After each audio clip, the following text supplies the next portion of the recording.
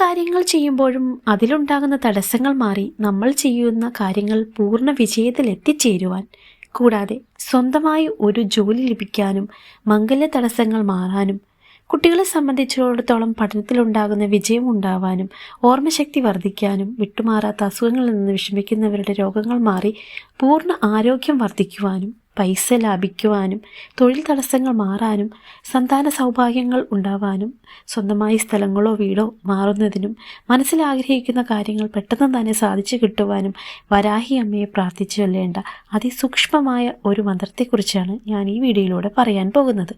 ഇതിൽ പറയുന്ന മന്ത്രങ്ങൾ 108 തവണ ചൊല്ലേണ്ടതാണ്. ഈ മന്ത്രത്തിൻ്റെ ഒരു പ്രത്യേകത എന്നാൽ ഒരു തവണ ഈ മന്ത്രം കേട്ടാൽ പോലും പിറ്റേന്ന് മുതൽ അതിൻ്റെ മാറ്റങ്ങൾ കണ്ടുവരുന്നതാണ്. അത്രയേറെ പവർഫുള്ളായിട്ടുള്ള മന്ത്രമാണ് ഇത്. വരാഹി അമ്മയെ പൂർണ്ണമായി വിശ്വസിച്ച് നിങ്ങളുടെ എല്ലാ വിഷമങ്ങളും അമ്മയുടെ തൃക്കാലുകളിൽ സമർപ്പിച്ച് മനസ്സിൽ വരാഹി അമ്മയെ മാത്രം സങ്കല്പിച്ചുകൊണ്ട് ഈ മന്ത്രം ചൊല്ലി 24 മണിക്കൂറിനുള്ളിൽ ഫലം കണ്ടു തുടങ്ങുന്നതാണ്.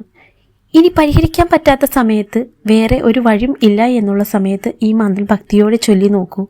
പലപ്പോഴും നമ്മൾ വിചാരിക്കാറുണ്ടോ, ഞാൻ എന്തിനാണ് ഇങ്ങനെ പ്രാർത്ഥിക്കുന്നത്, എത്ര പ്രാർത്ഥിച്ചിട്ടും ഒരു ഈശ്വരനും എൻ്റെ ഈ ദുഃഖം കാണുന്നില്ലല്ലോ. എങ്കിലും വിഷമിക്കേണ്ട, മനസ്സുരുകി ഈ മന്ത്രം കേട്ടു നോക്കൂ. എല്ലാവരും അനുഭവിക്കുന്ന ഒന്നാണ് കടബാധ്യത. ഒരു ദിവസം പോലും സമാധാനത്തോടെ കിടന്ന് ഉറങ്ങാനോ ഭക്ഷണം കഴിക്കാനോ നമുക്ക് സാധിക്കാറില്ല.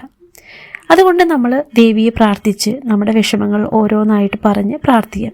പക്ഷേ ഈ മന്ത്രം ചൊല്ലണ സമയത്ത് നമ്മുടെ ഒരു ആഗ്രഹം മാത്രം പറഞ്ഞിട്ട് ദേവിയെ പ്രാർത്ഥിച്ച് ചെയ്യാം.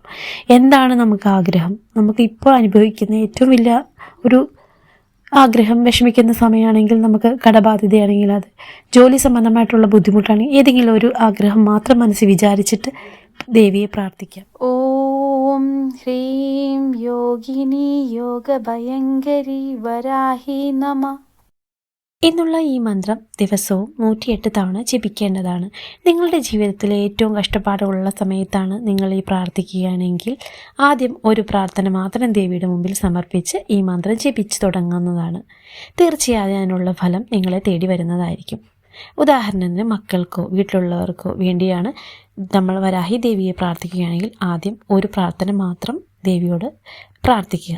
അതല്ല, നമുക്ക് സാമ്പത്തിക ബുദ്ധിമുട്ടാണെങ്കിൽ അത് മാത്രം പ്രാർത്ഥിക്കുക. കുട്ടികളുടെ പഠന സംബന്ധമായിട്ടുള്ള കാര്യമാണെങ്കിൽ അത് പ്രാർത്ഥിക്കാം. ഏത് കാര്യമാണോ നമുക്ക് അത്രയേറെ ബുദ്ധിമുട്ടുള്ള ഏത് കാര്യമാണോ നമ്മൾ പ്രാർത്ഥിക്കണമെങ്കിൽ ഒരു കാര്യം മാത്രം ദേവിക്ക് സമർപ്പിച്ചിട്ട് നിങ്ങളിത് 108 തവണ ജപിക്കുക.